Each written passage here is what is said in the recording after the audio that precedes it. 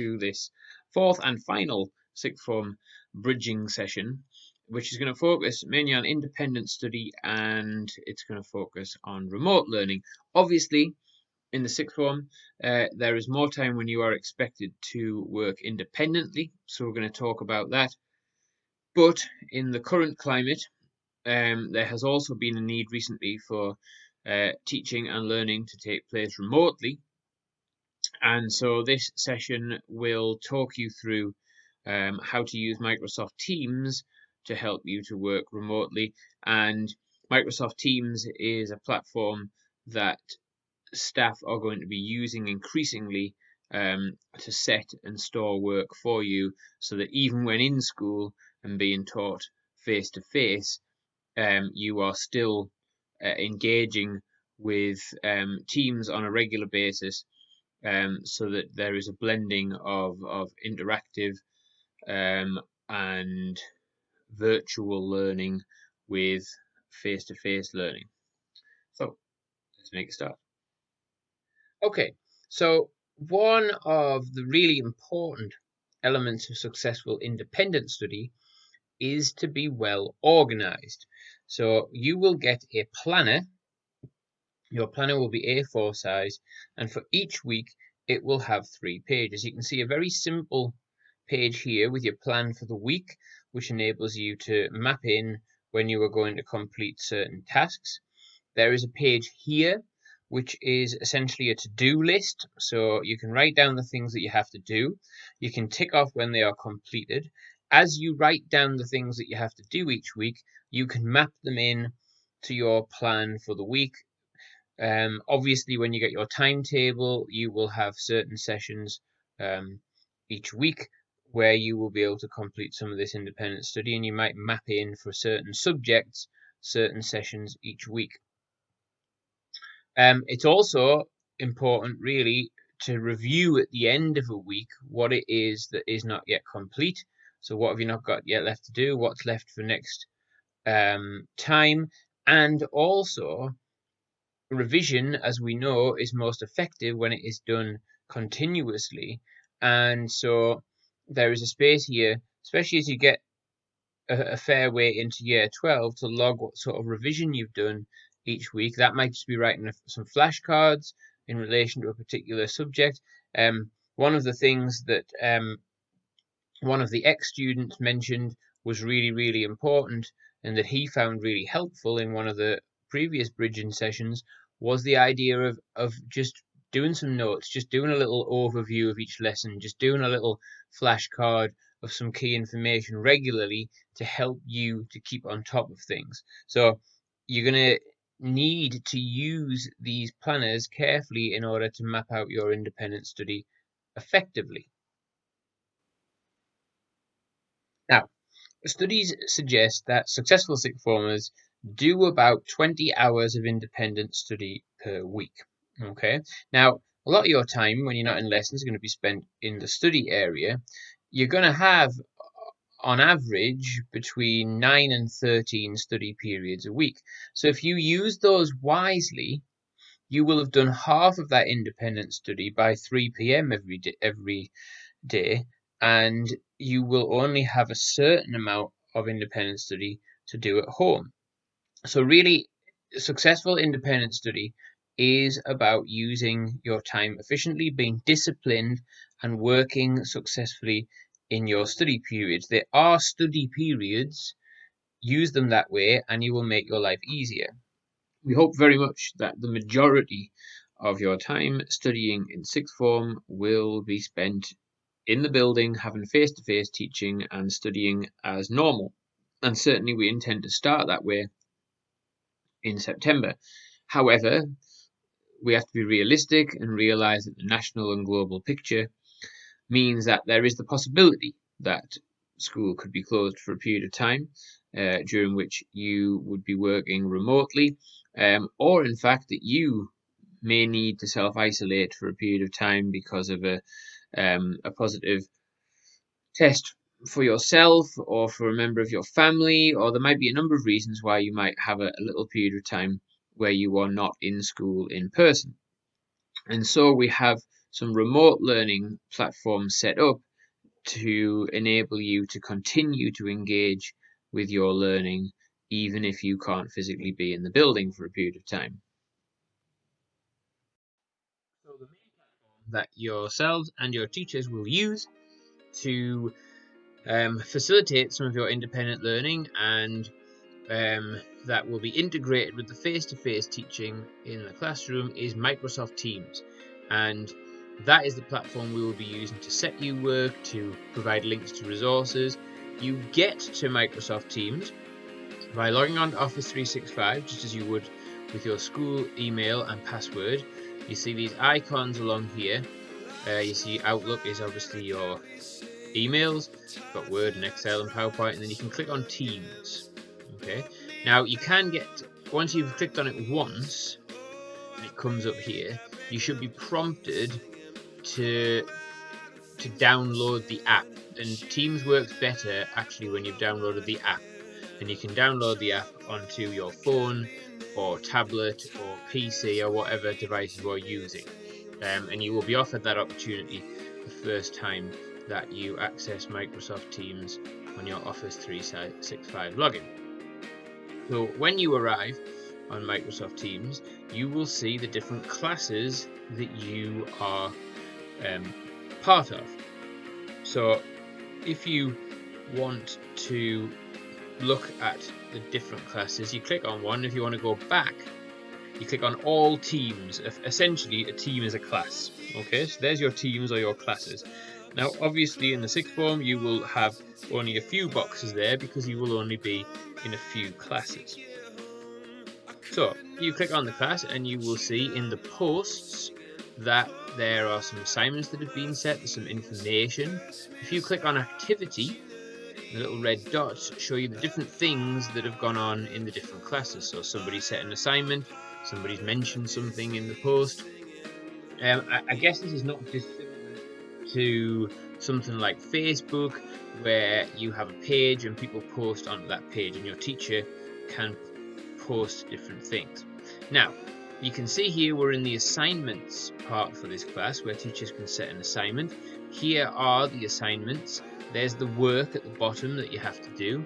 So there's an explanation about what the task is. You click on My Work and you see in this particular case it's a set of questions. You can either edit that in the browser or you could download it as a Word document and enter your information onto the worksheet in that way. And if you are working in the browser, as soon as you close it, everything that you've done will be saved so that you can go back to it at a later date. So you've got all the information you need there. There might be some links to different information that you need. If you want to then finish the work and hand it in, you click Hand In and that work goes straight to your teacher.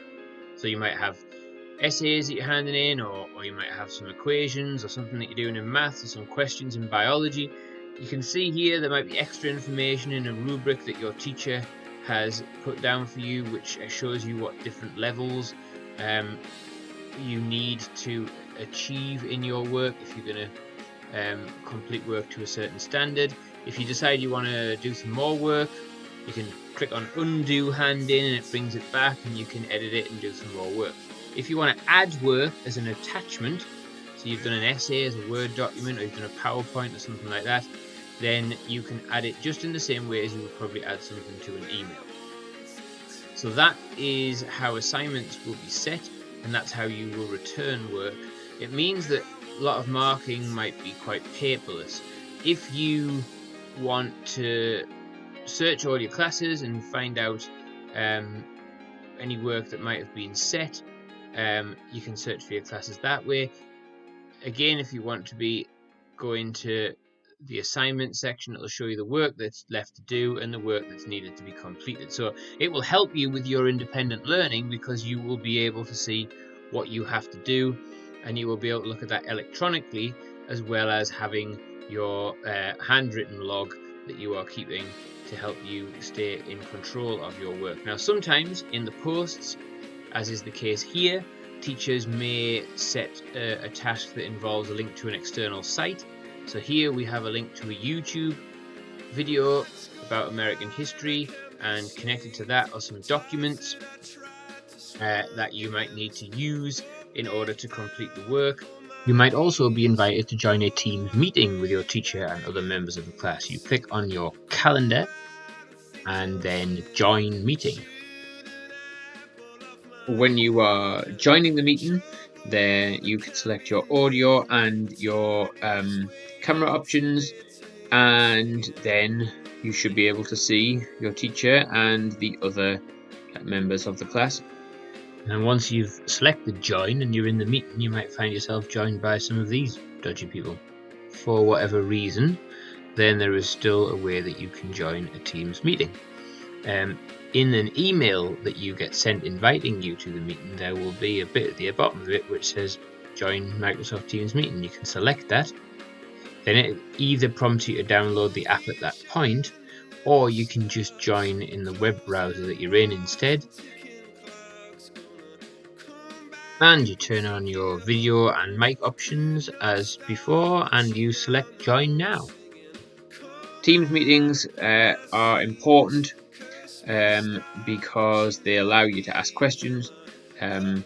They allow you to get some real-time contact with your teacher, even if school is not open for any particular reason for any period of time. So these Teams meetings are a really useful vehicle for you to check in, to ask any questions, get any help that you might need if school is closed for any period of time. Now, something else that your teachers might start to use with you soon is something called Onenote, and that's an app in Office 365. You can see it's part of the apps that you have access to as part of that Office 365 suite of software.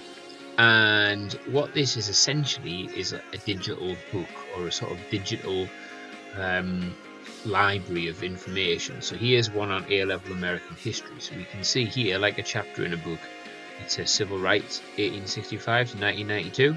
There's an overview page. There are some exam papers that have been included. So you can scroll down, you can have a look at the exam papers. You can download a copy of those exam papers if you want, and you can use them. There's a PDF there that you could click on. There are some knowledge organizers that are there, and again there's a PDF that you could click on and you could have that.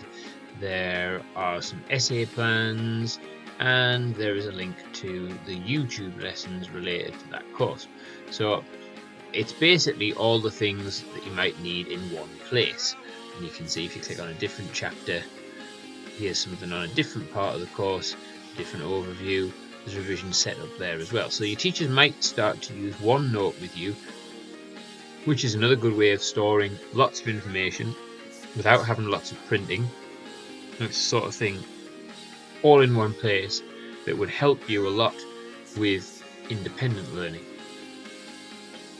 Another thing that you might find your teachers increasingly setting for you, again, to try and cut down on the amount of paperwork required for marking, and also to enable some of your independent learning to be as efficient and effective as possible, is something called Microsoft Forms. Now, you most likely have one of these set as part of a Teams assignment.